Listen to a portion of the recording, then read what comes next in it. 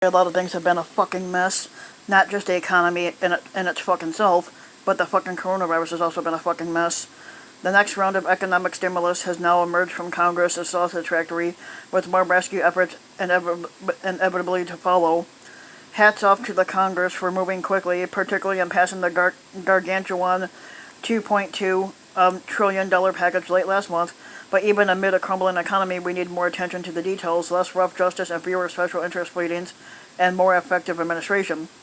Most prominent have been the flaws in the wildly underfunded Payroll Protection Program, which has left many small businesses without help. Even the $320 billion added this week won't be nearly enough.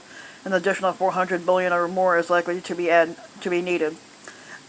The underfunding and a poor rollout led to businesses in some of the least affected states receiving a disproportionately large share of the funds compared with the harder hit states like New York.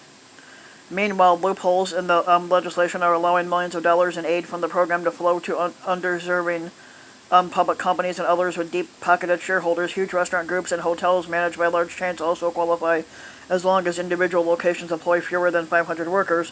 That's just one of the myriad problems. Large sums were appropriated for relieving overburdened hospitals, which was $100 billion, and strapped state and local governments for $150 billion.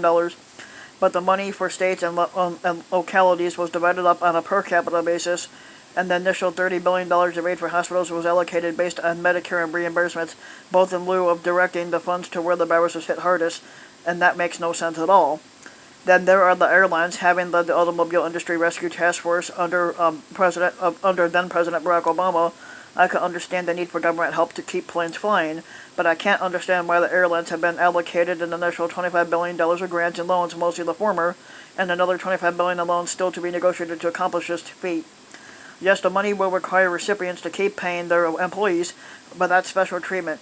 Other large companies are not being given money to pay workers, even those as hard hit as airlines. At the least, the gifts should have been loans, with the government also receiving a substantial amount of equity.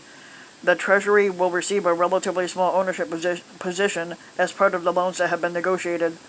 And then at the same time, the legislation imposed an ill-advised requirement that airlines maintain their route structures. The route structures, regardless of passenger demand. Let's be sure not to forget Washington's attraction to petty graft, like the reopening of some of the few tax loopholes that were closed in 2017.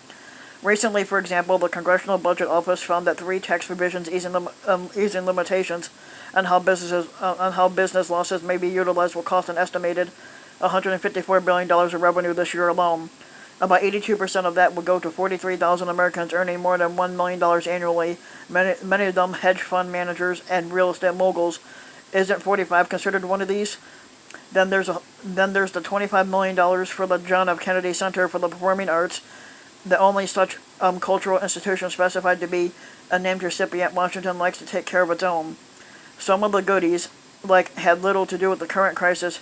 Help for manufacturers of innovative sunscreen technology, a 6-month extension of abstinence, only education, and a faster approval process for over-the-counter drugs. Legislators should be forced to put their names on these unrelated special interest provisions, as they were required to do for a time on appropriations earmarks.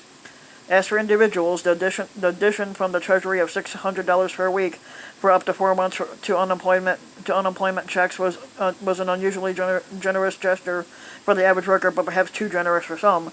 Combined with the state's payments, an unemployed worker will receive close to $1,000 per week, or $50,000 per year, more than what the median earnings are in 36 different states.